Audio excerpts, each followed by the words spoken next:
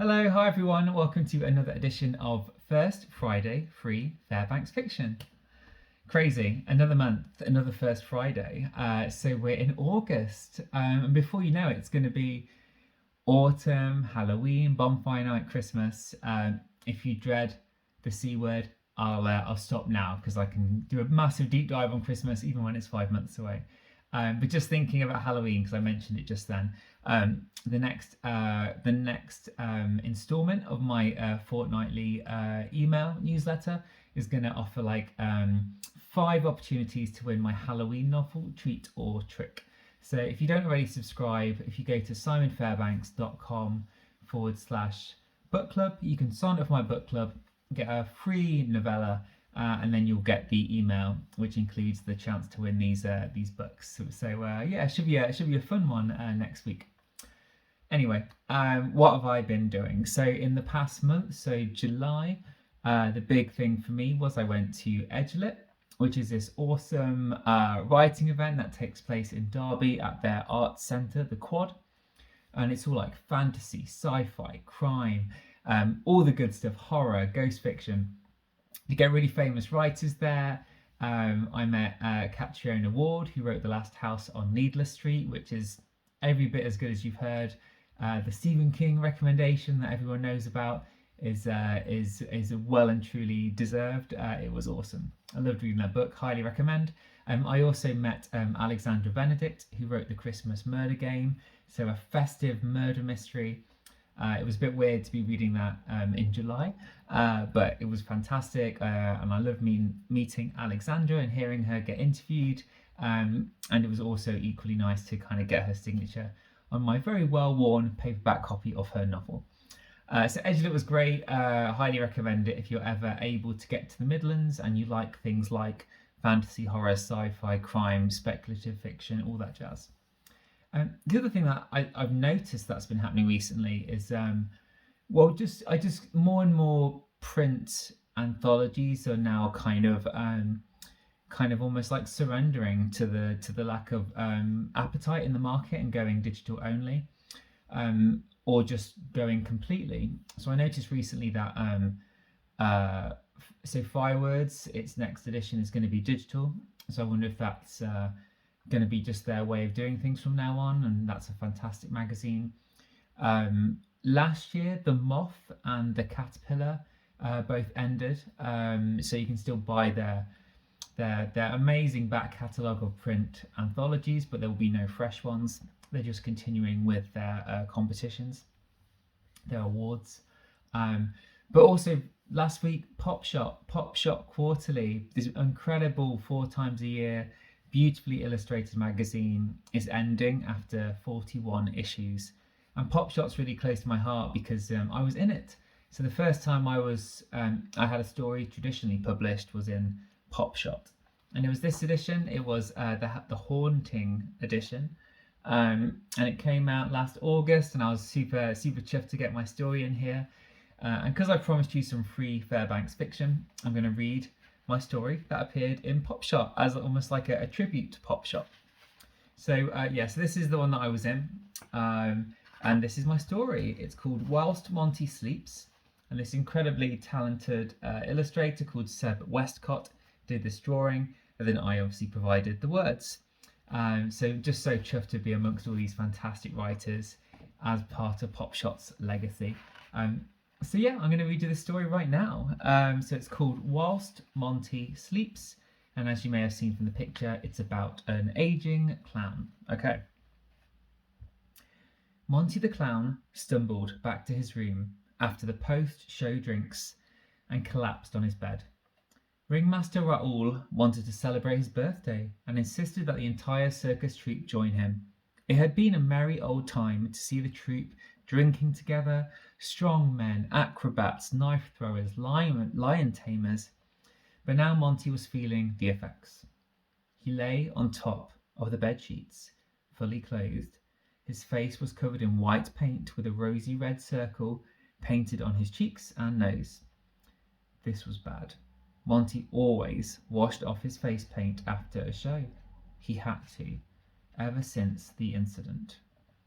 The wash became a post-show ritual from which he never strayed, much like an athlete taking an ice bath. Without fail, Monty would plunge his white face into a basin of scalding hot water and scrub his skin raw with a coarse flannel. He would attend to every wrinkle, clean every pore. He would jab Q-tips around his nostrils, behind his ears, and into the corners of his eyes to ensure every nook of his aging face was cleansed. The ritual banished every last particle of face paint to the basin in front of him. He would pull the plug with relief and watch the murky white water, the remnants of his assault, swirl away into oblivion. Only then would he have the courage to sleep. But tonight, that opportunity was slipping away. The booze had made him drowsy. He lay in a drunken fog, his eyelids drooping and his limbs hollow. "Come on, Monty," he slurred to himself. It was silly, really. The basin was right there. Look, just 10 steps away. The bathroom door was ajar. He could even see the hot water tap from where he lay. "Get up, you old fool. 3, 2, 1, ta-da!" But his magic was spent. He had not moved. Worse, he could feel sleep creeping over him like cloying syrup until the nightmare descended. Monty was back at the circus 20 years earlier. He was young and brash and adored by the crowd. He was not merely a clown back then, but a magician too, something of a rarity. He soon became the headline act, and his circus shows were a sellout. Until the incident.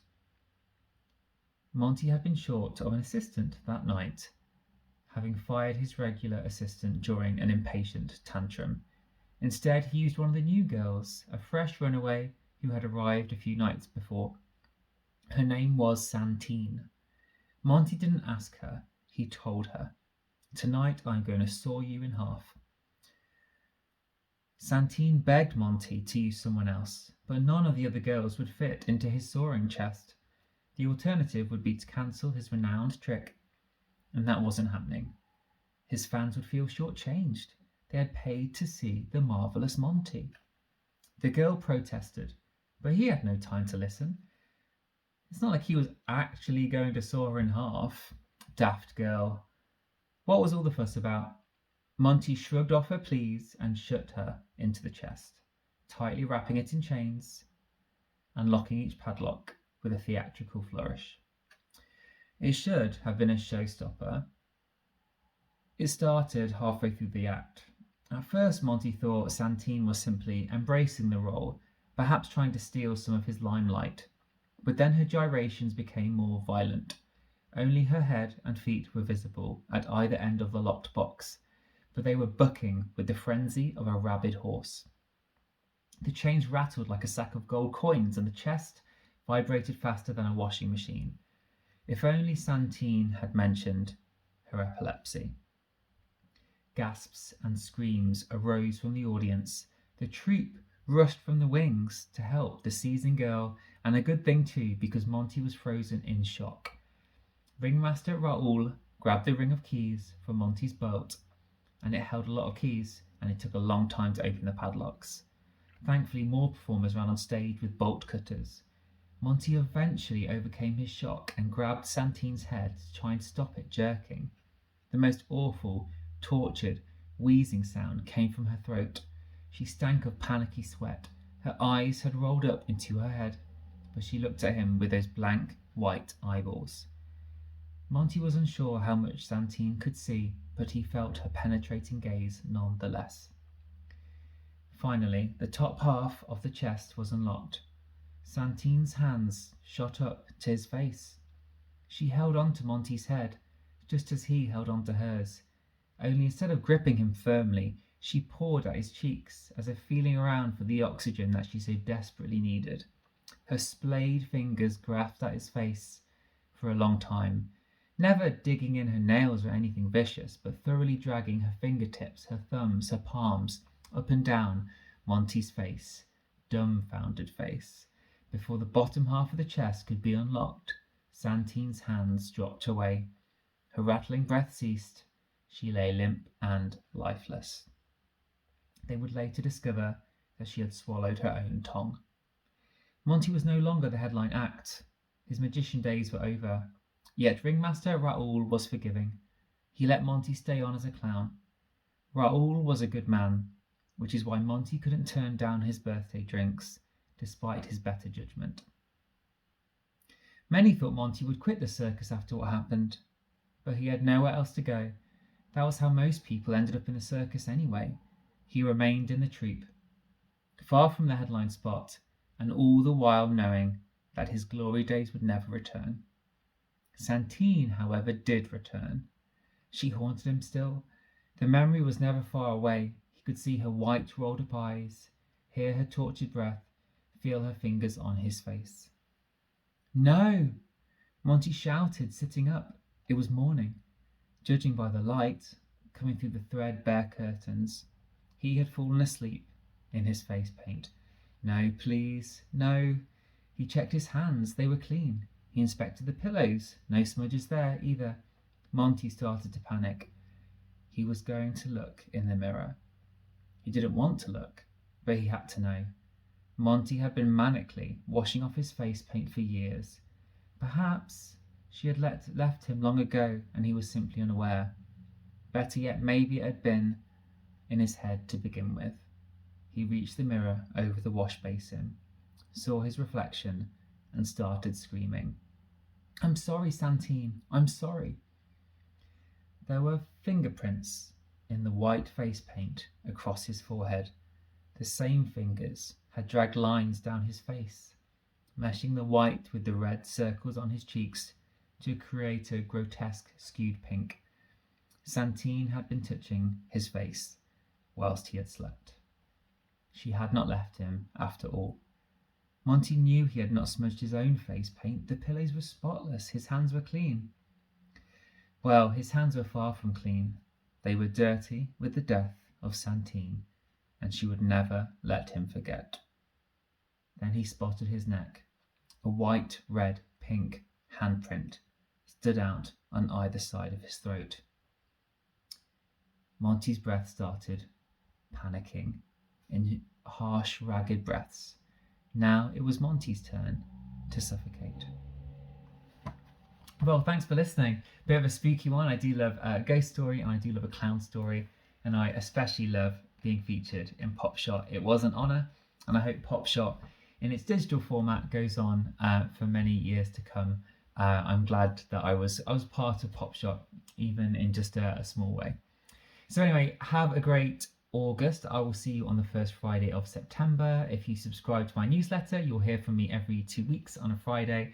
And yes, like I said before, there is a prize draw coming up this a week today, in fact. Yeah. So have a great summer and see you soon. Bye.